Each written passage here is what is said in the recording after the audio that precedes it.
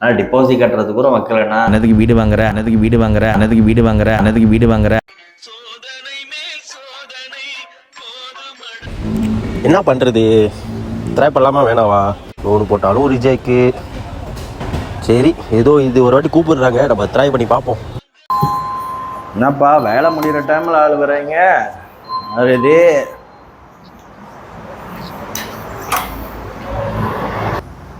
Bro, என்னத்துக்கு வந்துருக்கீங்க bro? Loan செய்கிறதுக்கு ப்ரோ, வீடு விஷயமா. சரிம்மா, வீடு வாங்க போகிறீங்களா ப்ரோ? ஆமாம் ப்ரோ. சரி சரி, வாங்க உள்ளே பேசுவோம். வாங்க ப்ரோ. சொல்லுங்கள் ப்ரோ. இல்லை ப்ரோ, ஒரு வீடு வாங்கலான் இருக்கேன். நான் எங்கே பேங்க்கில் லோன் போட்டாலும் ரிஜெக்ட் ஆகிடுது, என்ன பண்ணுறதுன்னு தெரில. எதனால ப்ரோ ரிஜெக்ட் ஆகுது?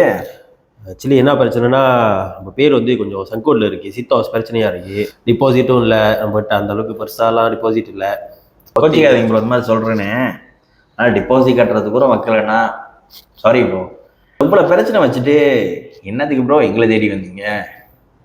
டைம் வேஸ்ட் பண்ணாதீங்க ப்ரோ, உங்களுக்கும் நிறைய வேலை இருக்குது, க்ளோசிங் டைம் வேறு. கிளம்புறோம் ப்ரோ. மக்களே, இதே மாதிரி தான் என்னோட பையருக்கு இந்த இன்சிடெண்ட் வந்து நடந்துச்சு. ஓகே, ஸோ அவங்க இதுக்கப்புறமா என்கிட்ட வந்தாங்க, எனக்கு கால் பண்ணி அவங்க கேட்டாங்க இந்த மாதிரி வந்து செய்ய முடியுமா, நிறைய இடத்துக்கு போயிட்டாங்க, ட்ரை பண்ணுறாங்க. அவங்களே என்கிட்ட வந்தாங்க, நான் என்னால் முடிஞ்ச 100% ட்ரை பண்ணி அவங்களுக்கு வந்து எல்லாத்தையும் செஞ்சு கொடுத்து என்ன செய்யணும் கன்சல்டேஷன்லாம் கொடுத்து கடைசியாக அவங்களுக்கு லோன்லாம் அப்ரூவ் ஆகி அவங்களுக்குன்னு ஒரு சொத்து, ஒரு வீடு வாங்கிட்டாங்க. ஸோ இதே மாதிரி உங்களுக்கு ஒரு பிரச்சனை இருந்துச்சுன்னா கண்டிப்பாக என்னை காண்டாக்ட் பண்ணுங்கள், என் நம்பருக்கு கால் பண்ணுங்கள், இல்லை வாட்ஸ்அப் பண்ணுங்கள்.